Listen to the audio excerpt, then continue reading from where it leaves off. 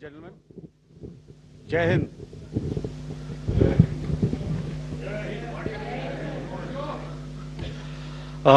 Welcome to this special press conference on Operation Sindoor. We will begin with opening statements by the three senior officers to my right here, who have been directly overseeing operations during Operation Sindoor. We have Lieutenant General Rajiv Ghai, Director General Military Operations, who will cover the aspects related to land domain. Air Marshal A.K. Bharti, to his right, Director General Air Operations, will provide insights on the air domain.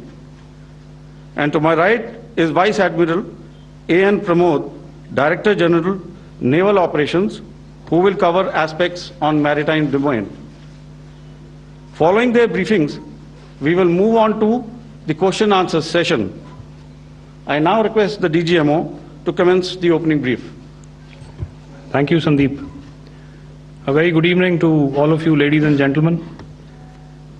You are all by now familiar with the brutality and the dastardly manner in which 26 innocent lives were prematurely terminated at Pahalgam on the 22nd of April.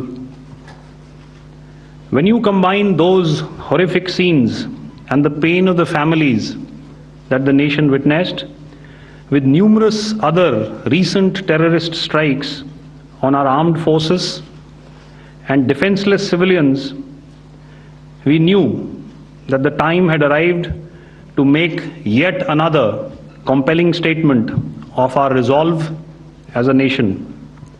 Operation Sindoor was conceptualized with a clear military aim to punish the perpetrators and planners of terror and to destroy their terror infrastructure. What I do not state here, of course, is the often stated determination of India and its intolerance to terror. It set into motion a very diligent and microscopic scarring of the terror landscape across the borders and the identification of terror camps and training sites.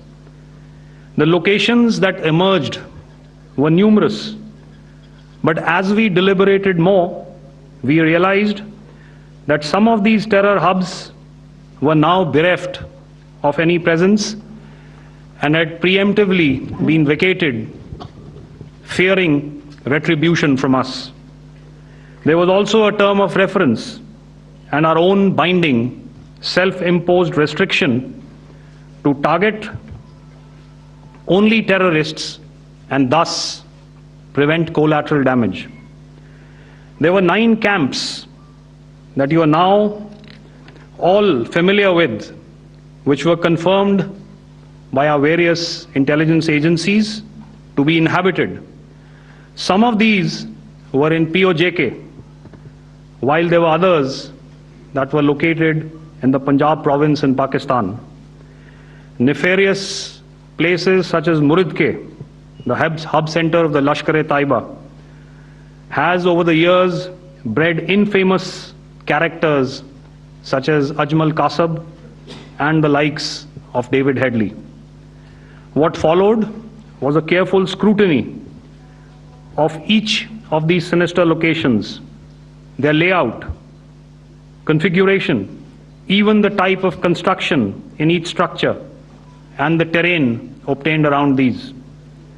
This was with an obvious intent to deduce and identify the exact vector that was required for their neutralization, as also the eyes in the sky that we would send up to ensure that we brought back evidence that we had indeed targeted what we set out to.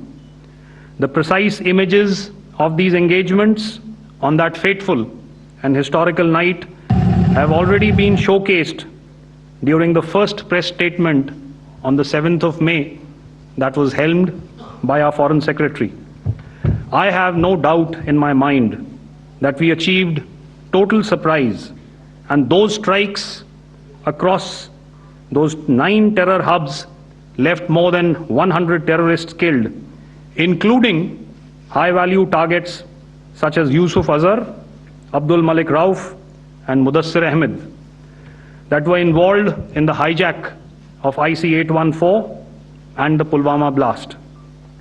The line of control was also violated soon after by Pakistan, and the erratic and rattled response of our enemy was apparent from the number of civilians, inhabited villages, and religious sites such as Gurudwaras that were unfortunately hit by them, leading to a sad loss of lives.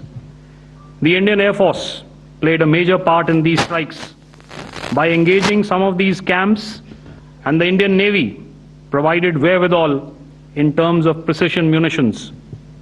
The Indian Air Force obviously had their assets up in the sky, and I will here request Air Marshal Bharti, the Director General of Air Operations, to detail for you the methodology that the men in blue adopted to successfully manifest this mission.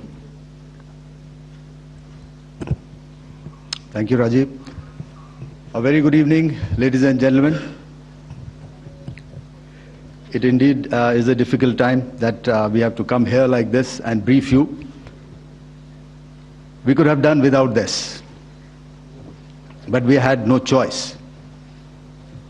As the DGMO has detailed, the event was precipitated by the dastardly act at Pahalgam.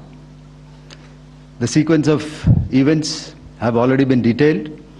We carefully selected the targets, and out of the 9 selected targets, the target systems that were given to the Indian Air Force were the notorious training camps at Bhabalpur and Muridke, these being further from the international boundary.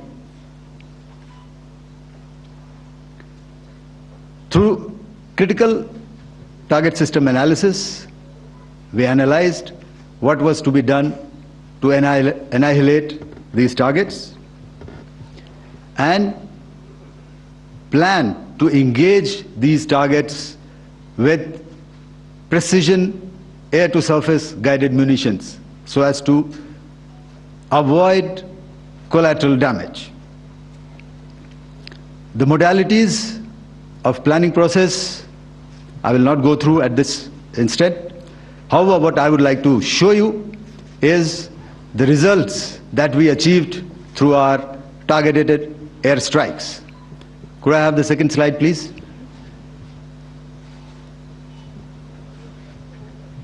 Yeah, change, please.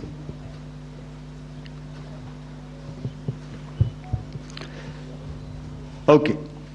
This is what the terror infra at Muridke looks like. If you see, north is as indicated, and to the right is east, where the international boundary lies. Could we have the next slide, please?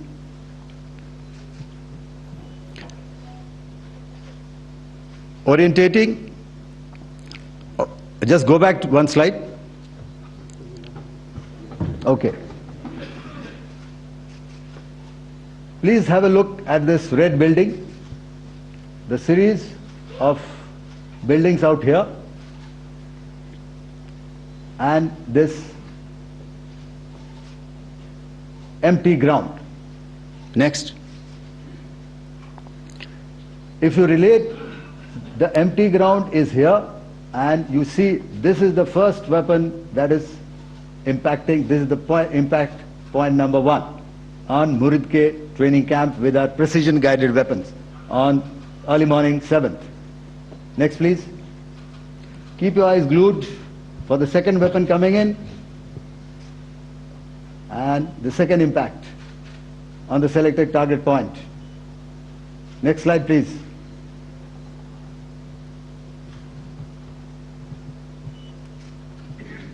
Third weapon, third impact. Continue. and fourth weapon, fourth impact. So through these targeted and precision targeting, we addressed the target at Muridke, which was the terrain infrastructure. Can you hear me? All right. Okay, I'll come closer to the mic. Now we go to the next target, which is the Bhavalpur training camp. Next slide, please. Okay, just wait. So the effect, if you see, the impact point, if I can point out, this is the impact point. The ammunition has gone through the roof and it has created a blast inside, the photographs of which you would have, all of you would have seen. And the red building, after that there was this double-story building. It has been completely decimated by precision targeting. Next, please. The target system, which was in the north, a series of buildings. I will show you how it looked. Next. Completely destroyed by our precision targeting. Next. Now coming to Bhavalpur, this is the target complex that we are dealing with, a fairly large target complex. So we had to carefully choose the points that we needed to address, which were high value and which would meet our stated objectives of eliminating the terrorists. I would like to draw your attention to this red canopy, and in relation to that I would cover the targets. One target system is a series of buildings here, other one here, and other one out here. Next slide, please. This is how it looked before, and this is how the building looked after the impact of the weapon, and orientation in relation to this red canopy you can see here. Next, please. Before, next, and after. The roofs have completely collapsed. Next. This is the target system. Next. Precision targeting, and we have achieved our objectives here. Next. All right, so that was what we did on the 7th. Our objective was to address these two terrorist camps, and that we did with precision. And thereafter, we maintained a robust air defense posture, because remember, our objective was to target the terrorists and terrorist infrastructure, not any other infrastructure, not the Pakistani military, not the Pakistani any other infrastructure. So that is what we have maintained on the 7th of May. However, what we saw in the evening of 7th of May, we were saturated with a raid of Pakistani unmanned aerial vehicles and small drones.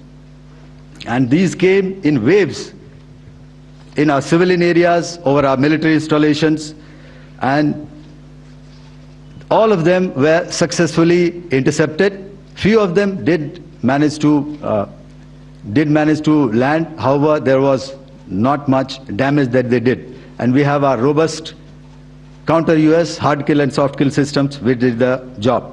However, the difference here was that we had targeted the terrorists.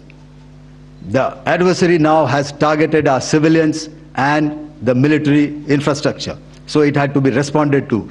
So in a quick and calibrated response, that very night, we struck their radar installations at Lahore and close to Gujranwala, the LYT installation, to indicate to him that we are ready, yet we do not want to escalate. Our fight was with the terrorists and not with the Pakistani military establishment.